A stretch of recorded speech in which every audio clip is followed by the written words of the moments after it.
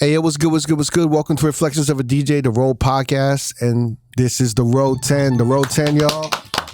And we have a special guest, a legend here, Jimmy Jam from Jimmy Jam and Terry Lewis. Yeah. Jimmy Jam, this is our Road 10. These are kind of like intimate, detailed questions. Some of them are silly, some of them are serious. So what's your favorite city to perform in? Minneapolis. Hey, hometown. Good answer. Good answer. Now, is there a city that you've performed in that you didn't connect with the audience or you've always struggled with? Atlanta. Really? Atlanta. So the first time the time went down to Atlanta, we were so looking forward to playing it, and we had played all these little towns. We had played Greensboro and Charlotte and like North Carolina, South Carolina area, and we were like, can't wait to get to Atlanta. We get to Atlanta, man. We started playing. It might as well have been cardboard cutouts in the seat. Wow. Like they were not responding to anything we were doing, and it just never got it. But then later on, we went back, I remember, and played Chastain Park outdoors, and people loved it. So it was just, they got it, but they got it late. Like Detroit got it right away. You know what I'm saying? I got a theory but for that. Atlanta I got a theory late. for that. Yep. Cameos from Atlanta. Yeah, right. My man was still working stuff down there, wasn't he? That's right. You'll never be nothing. That's right. That's right. What is your favorite, like, absolute most gluttonous, like, guiltiest pleasure to eat after a performance or a gig? I would say on the West Coast, it would be In-N-Out. What about the East Coast? The East Coast, back in the day, would have been a place that's no longer there called the Carnegie Deli. Oh. And it had the best Reuben sandwiches ever. Yeah. These big open-faced Reuben sandwiches. I hear the Carnegie is back, but it's in a different location. Better than Katz? Yeah. Better than Katz Deli? For me, yeah. It was always the one Really? for me. Yeah, it was always the one for me. But Katz is good, though. What about Minneapolis? Minneapolis, there was a place called Rudolph's Barbecue, and it's no longer there. But Rudolph's was the spot, and everybody that came to town, that's where we would take them, was Rudolph's Barbecue. Wow. Is there a particular routine or ritual that you do before a gig or performance? And then actually, I would actually ask that same question for writing or producing. I don't think that there's really a ritual. I do like to be, I guess I like to be prepared, sort of, but not over-prepared, I guess, if that makes any sense. Like, I kind of like the idea of spontaneity. I kind of like things kind of happening in the moment and kind of reading what the situation is.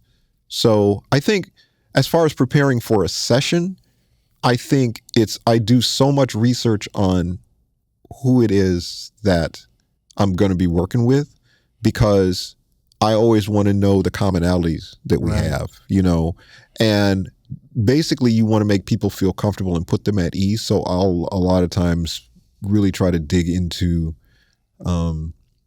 things that I know we have in common.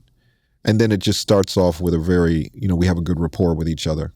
And I think that's really important. So I guess that's sort of preparation, but there's not any sort of ritual or any sort of thing like that, I don't think. Okay.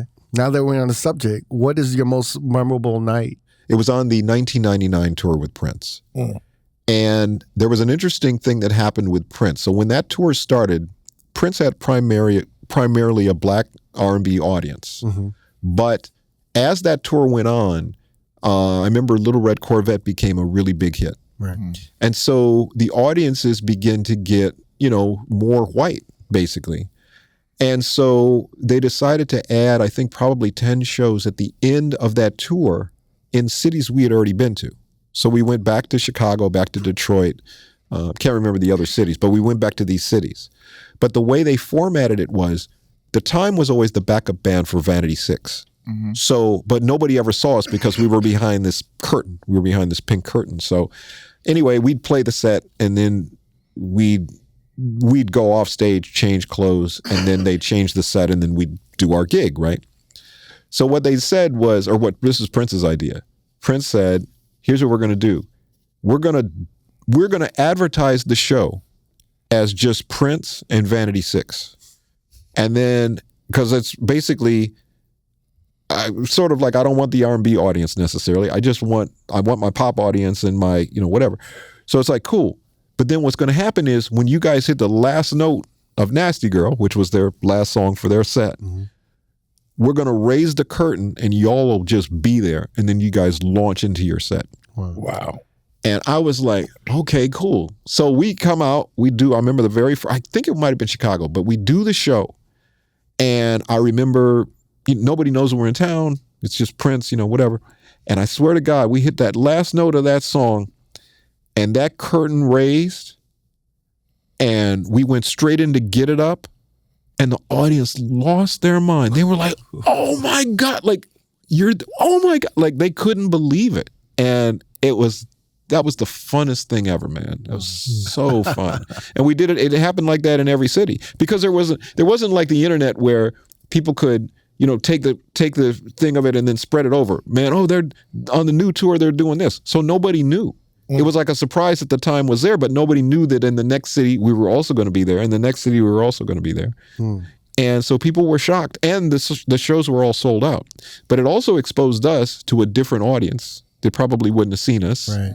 And because of his pop success at that point in time. So yeah, those were probably the most memorable. I will say the Japan shows we just did, just Jam and Lewis. Yeah. Those were pretty memorable, and we did one in Minneapolis, like a homecoming concert that was pretty cool too. Yeah. The same thing. So on a recording level, Yeah. what's the most memorable recording session you've ever had?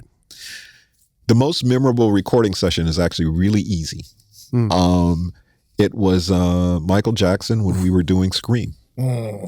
And I remember when we were putting the track together for it, we had Janet come up to Minneapolis, and she said, "What do you need me for?" And we said, "Just to inspire us, just hang out."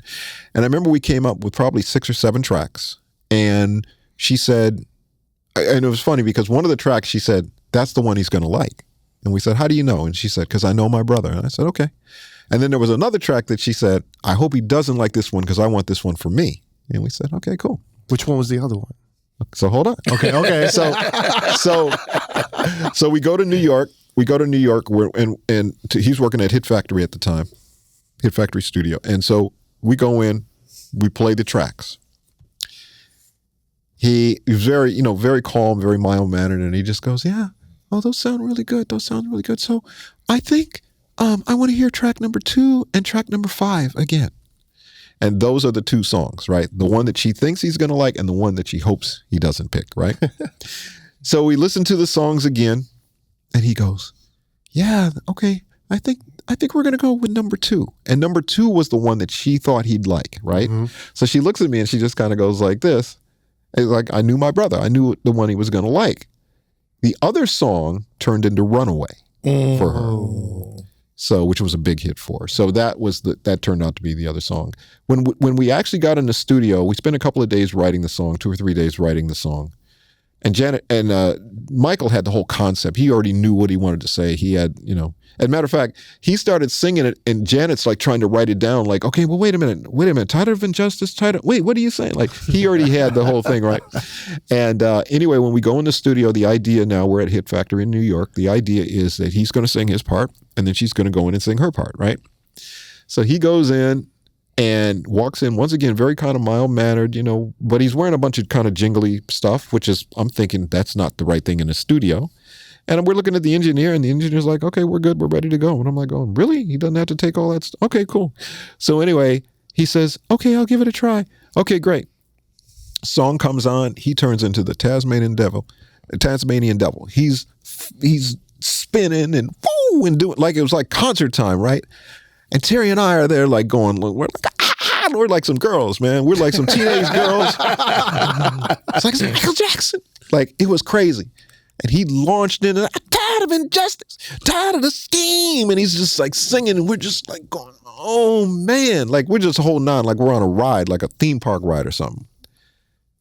The song ends. He sings the whole thing start to finish. The song ends, and he goes, "How was that?" Unreal. And we're like, "Yeah, Mike. Yeah, that's cool, man. That's cool." And he goes, "You want me to do it again?" He said, yeah. Do it again. So like, basically, it's the way we are. So if it's Jimmy and Terry like this, Janet comes between us, and she goes, "I'll do my vocal in Minneapolis." She wanted no part of following that vocal, of that performance. And then, he does maybe 2 more takes, kills it, and then he comes out. And he says, "Yeah, it's okay. Jen, you going to go in and do your part now?" And she goes, "Michael, I think I'm going to do my vocal later in Minneapolis or whatever." And then when she did the vocal in Minneapolis and we sent it to him, he said, that Janet vocal sounds really good. We said, thanks, Mike. He said, it sounds really good. Where'd you record that? We said, Minneapolis. He said, I'm coming to Minneapolis. So then he came to Minneapolis to record. I swear to God. And you know, we only used 5% of what he did in Minneapolis. It was all the New York. He had nailed it. Right. But super competitive, even with his sister. Super competitive. Crazy. Be honest though. That one take that Michael Jackson did, you could have just lived with that first take. Pretty much. I mean, we cleaned up. I mean, there was a little cleanup stuff that we did. Yeah. And but no, he murdered it. I've never seen it. I mean, it's the most memorable session, and we've had a lot of great sessions, but that was definitely the most memorable. Sheesh. All right. So what is your favorite song you've ever produced? This is another really easy question. Wow. Favorite is tough to kind of quantify sometimes, because there can be a favorite because it's so successful, or there can be a favorite because you love the process of making the song. Okay. So what I always say, if there was a time capsule that you could put a song in and open it, 100 years from now or whatever, and the time capsule on it said Jam and Lewis, and whoever opens it, the aliens open it, or whoever opens it up, the song that I would want to play is Optimistic by the Sounds of Blackness. Wow.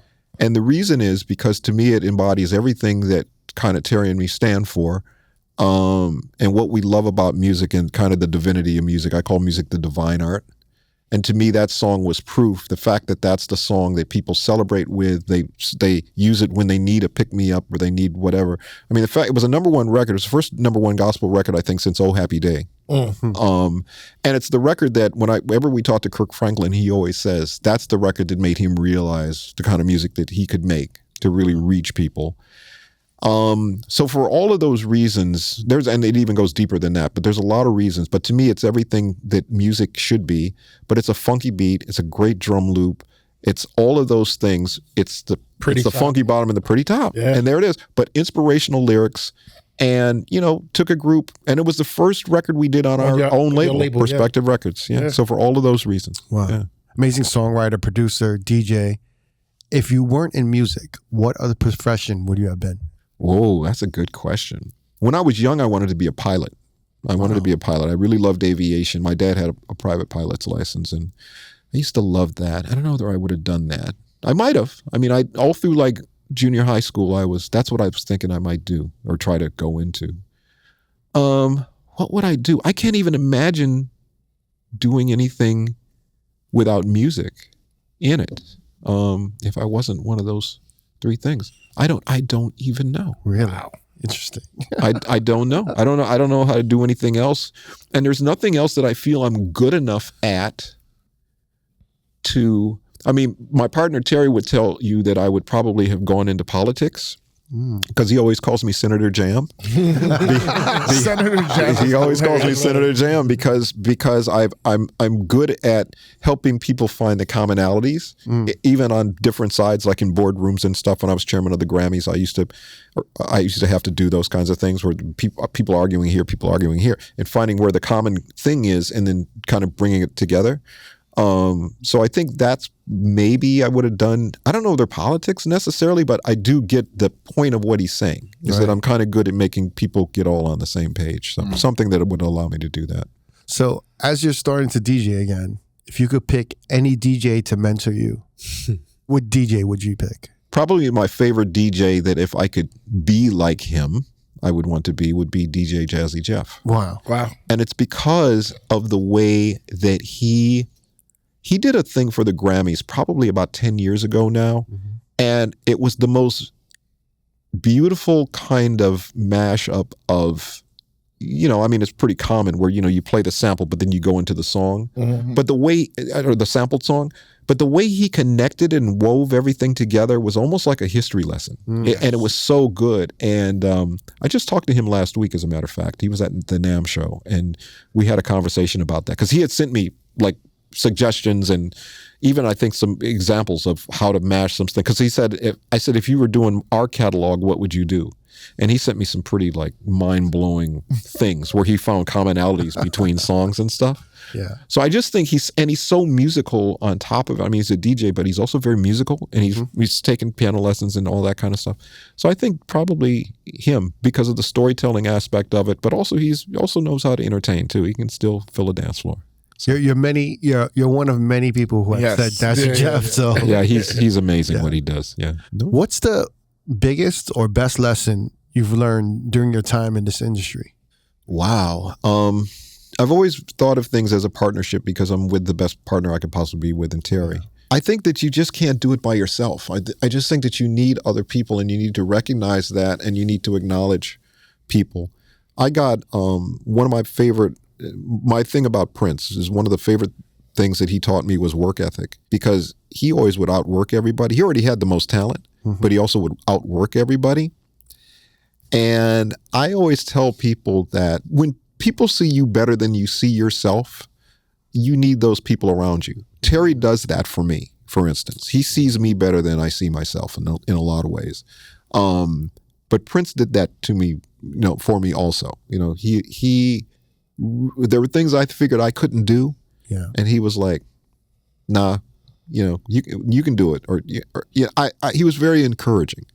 So I think I've learned that you have to have people like that around you, and then you also have to be that for other people.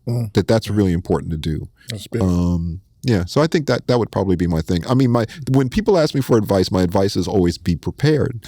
And people always say, it sounds very cliche, right? And they go, "What do you mean be prepared?" And I said, well, people always say, they use the word waiting, and they say, "Oh, I'm waiting for my break," or "I'm waiting for somebody to get me a job," or "I'm waiting for this." And I say, substitute the word waiting with the word preparing. I'm preparing for a job. I'm preparing for my break. And then when that time comes and somebody says, "Oh, you're a singer? Come sing this." And you don't go, "Oh, well, I'm not quite ready." No, you got to be ready. Like James Brown says, you come ready, you ain't got to get ready. So that's the fact. Your whole career, what was your first I made it moment? I think the first I made it moment would probably be the Grammys when we won Producer of the Year. 1987, right? 87, yeah. You had to wait that long? Come on, you had Well, no, we had only just started, and but we had, once again, you talk about the partnerships and the people that you have in your life. There was a publicist named Norman Winter, who was our publicist. I remember, and I remember when they were going to do the announcements for the nominees. And he said to Terry and I that we needed to be there at the press conference. And this is back when the press conference was like at 5 a.m, because it had to be at 8 o'clock Eastern time, right? And I said, "Why are we showing up at 5 o'clock?" And he said, "Because if they say your names," and this is back in the day, there wasn't like a ton of media. It was, probably the networks, it was probably ABC, CBS, NBC, and probably CNN maybe. That was it. So there's like 4 cameras in the room. They said, if your name gets announced, every camera's going to go to you because you're the only guys here, right? And sure enough, when they said Jimmy Jam and Terry Lewis, every camera went like that. And what that was, it jump-started us in a way that people didn't know who we were. And the people we were in the category with, like David Foster, like real legendary folks. But what it did is at least it evened the playing field a little bit for us. And when we won that night, I remember Jam Master Jay, when I walked in that night, Jam Master Jay, rest in peace, he said, "Man, if they don't give you this motherfucking Grammy, we're going to turn this shit up." Blah, blah, blah. I was like, "Okay, man, okay, cool. So if you ever see the footage of when we win the Grammy, and my mom's my date, which is very cool, but we win the Grammy, they say our names, and if you watch, I go back to Jam Master Jay, and I think I give him a high five or something. That's dope. And that's why I did that. Dope. I was like, dope. "No, we cool, man. We good, right?" And and it was cool. It was also cool because I dropped out of high school, and my mom never got to see me walk across a graduation stage. So the Grammy stage was my graduation for her. Wow. Yeah, it was a big deal. That's so beautiful. Yeah. that was definitely the made it. But it was also, I will say, it was the made it moment, but it was also the now we got to prove that we really deserve it moment also. And y'all definitely The did. work starts. Well, we have the most Producer of the Year nominations in history. I think we have 12. I think we're 12 times. I was going to say 11, but yeah. Is it probably 11? 12. Yeah. That's Something crazy. like that. So yeah, it's cool. So it's your birthday party. Okay. You can have any DJ you want, living or past. You can have any performer, living or past. Okay. And you can have any venue you want, open or closed. So it's your birthday. Which DJ, which performer, and which venue are you Just choosing? want to say I love you. By I just want to say, Okay, Vader. I just want to say, is that at my age now, or is this at a birthday earlier in my life? Good question. Good question. Good question. Yeah, a little caveat there. How hard are we partying? Yeah. Well, Yeah, because right about now, I'm telling you, I went to what's it called? The not the listening room. What's it called? The club on. Shoot, I did it after the Grammys, and literally I was listening to Trauma, but I was just sitting on a couch, just chilling. It wasn't. I mean, there were some people dancing and stuff, but I was just chilling, and I loved that. Like I wouldn't have moved. Like that would have been. I was cool. I didn't need to be dancing. I didn't need to be all crazy and stuff. Right. I was just chilling, and I loved that. That felt very much like a holiday to me. Okay. So well, how about earlier in your earlier days? What my would have been? early- Pick our year, 84. 84. I'm picking like peak Let's do New the York 90s. nightlife Let's years. do like late 90s or mid 90s. Oh, Okay. Yeah. Mid 90s. Okay, so my performer in the late in that kind of mid 90s era would have been Janet because I loved her show. Plus, I could go up and play with her, Right. which would be a lot of fun. On your birthday. Yeah, on my That would birthday. be dope. That would be great. So I know I would love doing that. For the DJ, let me see, back in that day, let me see. I didn't know you back in that day. Remember, we're in the 90s now. We're in the 90s. Stop being greedy. We're in the 90s. Who would have been in the 90s? Wow. I don't know, man. Yeah, like Jeff, Capri, Yeah. Funk Flex. Oh, I love Funk Flex. Maybe like a Frankie Knuckles. Yeah, Knuckles would have been great. Yeah. Yeah. Shoot, I don't know. That's a tough one. And venue, I would have definitely liked it in Minneapolis. You know, whatever. I'm a hometown dude, and I just really like that city a lot, man. I love excuses to go back there and do stuff. And probably in the mid 90s, I probably would have enjoyed that. So. And then, we got a bonus question. Have you ever purified yourself in the waters of Lake Minnetonka? I have, by the way. Okay. So I'm Okay. not ashamed. Okay. That's a good. I like that. yeah. I actually, I've been in Lake Minnetonka. So we actually had a house on Lake Minnetonka. And That's where all the bosses of Minnesota have a house. that's a good place to have a house. But yeah, we had a great house up there. We built it from scratch. Actually, me and my wife, we were just my girlfriend at the time, but my now wife for 30 years. But we loved it up there. But we always had water sports. I mean, we had a boat, we had Sea-Doos. We were always if we were in the water, it was by accident. It was because we fell off. Oh, wow. Not that we were trying to go into the lake, actually. But yeah, definitely been in the waters of Lake Minnetonka for sure. Yeah. And then, is there someone you'd like to say thank you to that you never got a chance to say thank you to before? Well, I'll start off with you guys. I will say thank you for you guys. Wow. Because you guys have been obviously longtime supporters. And like I said earlier, it's a partnership. So I appreciate it. So I get the chance to say thank you to you guys. Wow. No, I appreciate that. We accept. Jimmy, come on. Did you mean all It's of long us? all of overdue. you. I mean all of you. I mean all of you. I mean the team of folks. But He was looking at me. but no, I'm sure there's somebody. I'll probably think of somebody after we're done here. But I always make it a point to let people know how I feel, and I go out of my way to say thank you to people. I just think it's so important to do.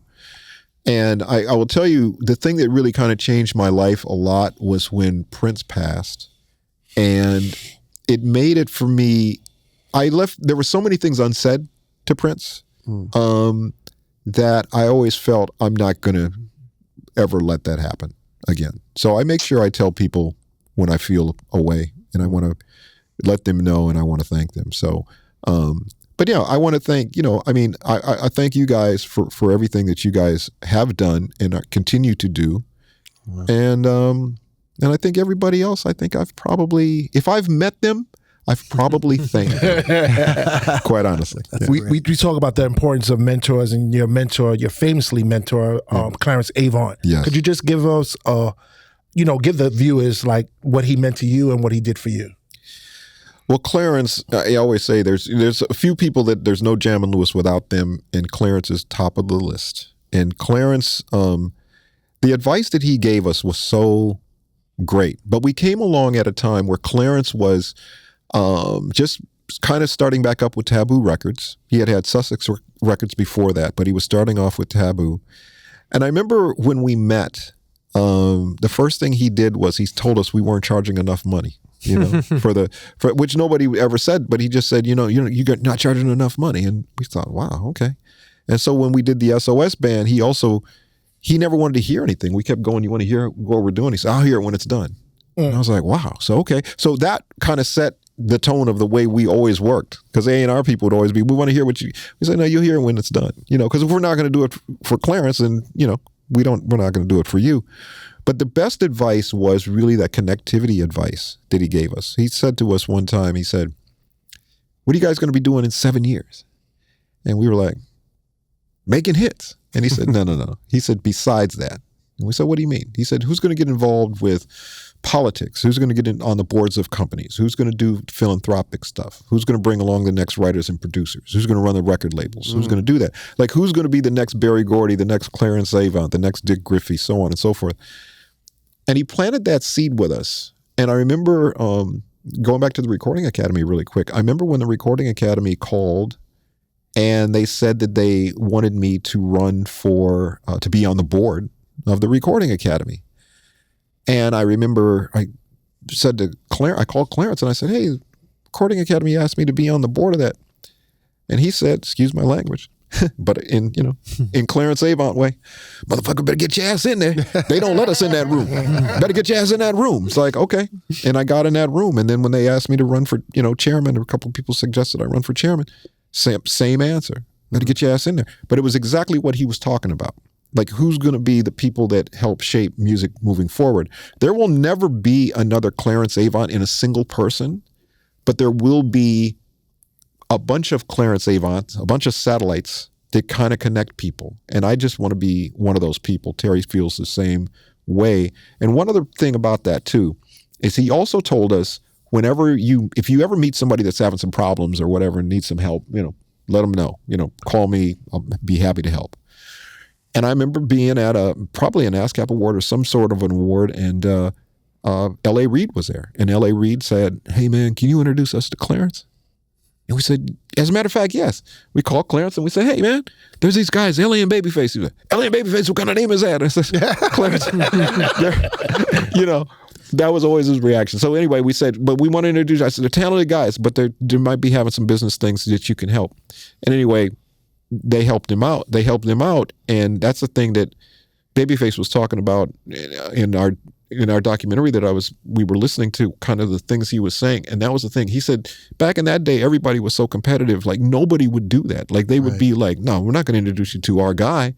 And they were like, oh, hell yeah, absolutely. And he said that was the thing that to him made us so special, because he said we wanted to be them. We were trying to be, when we were coming to LA from, Ohio and Indiana, where they were coming from, he said we were trying to be Jimmy Jam and Terry Lewis. And we used to go out to dinners together and stuff, and people would see us and go, ain't you LA and Babyface? Yeah. Ain't you Jam and Lewis? Yeah. And y'all having dinner together? It's like, yeah. I mean, we're not competitors. We're really not. We're friends. And those kind of lessons to me were really important to learn early on. And Clarence was really the person that made us even think about those kinds of things. Yeah. So it's cool. And I feel proud with Clarence. When you talk about a thank you, when I was chairman of the Recording Academy, the first thing I was able to do was as a chairman, I got to name who I wanted to give a Trustees Award to or a Lifetime Achievement Award to. And Clarence was the guy. Wow. So I got to be on the Grammy stage, or not the Grammy show, but the Grammy, the thing we do before the Grammy show, and actually give Clarence Avant that award. And his star on the Walk of Fame is right next to ours. That's great. Which is really cool. That's amazing. So to me, those are the things, man. It's the connectivity and all those things. And Clarence was the one that taught us those things. Jimmy Jam, last question. It's a little morbid. So okay. But as DJs, it's kind of the things that, we would talk about a little bit. And I only say this because we've all kind of spoken about this. But what's the one song that you'd want to be remembered for? like like let's say, I don't know, like for your whole career and your whole life? I think the song we would want to be remembered for is the same as our favorite song, which is "Optimistic" by the Sounds of Blackness. Right. But if Terry was here, he would say he wouldn't say number 2. He would say 1A. Number 1A would be "Open My Heart" by Yolanda Adams. Yeah, that's crazy. Yeah. And that song has an interesting story because when we did the song, we were wanted to sign Yolanda back when we had Perspective Records back in the 90s. And we knew she had one album left on her current deal, so we were going to try to sign her so it wouldn't be like a bidding war, like when she became a free agent. And our label, our partners wouldn't let us do it. They were like, no, that doesn't make any sense. And we said, no, as soon as she's out of that deal, we just start working, right? They wouldn't let us do it. So Sylvia Rohn ended up signing her, and Sylvia called us and said, hey, you guys still interested in Yolanda? And we said, yeah. So we did the songs. We did like 3 songs. And I remember she said she cried when she heard "Open My Heart." She said, I love that song. So I remember the first single came out, whatever it was, didn't really do that much. Second single comes out, doesn't really do that much. So we called Sylvia and we said, Sylvia, what's up with "Open My Heart"? We thought that was like your song that made you cry. And in very much sort of the record analytics way, it was like, well, it's summertime and we need an up-tempo and we need a, whatever. And we were like, but it made you cry. It made you cry. So she sent it to, maybe it was Elroy, maybe in Chicago, one of the DJs there. And he put it on like late night. He put it on. And I guess back in those days, it was the phones lit up. And everybody's like, who is this? Oh my God, what is this? She wasn't always like a singer though. To her, she was like a teacher. Well, she was, definitely that. But she was a gospel singer. Like if you knew her, she had a huge gospel career. That was the thing. But it was just the fact that that record just changed everything. And our thing was like, if it makes you cry, don't you think it'll make other people cry too? Like away from the analytics of it, just whatever. Anyway, when the phones lit up, the next day, that whoever was the morning jock that day, he called Elroy or whatever, and he said, wait a minute, what was that song you played last night? Everybody's requesting this song. I don't even have it. And at that point, I think they called, Elektra and said, Sylvia, where's this record? We need this record. And the rest is history, man. It was, huge record, a #1 gospel record, won an Image Award. We won an Image Award for writing it. And yeah, it was just huge. And so once again, it's just the divine art of music. And to me, she's got the divine voice, and that was the divine song for her. Oh. And I will say, Big Jim Wright was a writer on that song also, and he's passed away unfortunately, but he was part of Sounds of Blackness, and he was me but better. Like he could play everything I could play because he studied me. Like he grew up studying me, and he used to tell me like in church, all the other guys, they'd all play stuff, and they all knew that they were playing like Can You Stand the Rain or something like that. But they'd all just be jamming on stuff, but it would be like in a gospel way. And he said that's how he learned how to play and how to write, was basically listening to the way I did chords and stuff. And so he was great. But so he wrote a ton of beautiful songs and with us. But yeah, Big Jim Wright. But anyway, yeah. So that would be the song. Open My Heart would be the song. It's great. Yeah. Jimmy Jam, thank you so much. This is the Road 10 with Jimmy Jam. We appreciate you. And all the time you spent with us, I appreciate it. Amazing. Appreciate it. Idea, man. Thank you, man. Thanks so much. Thanks, guys. Appreciate it.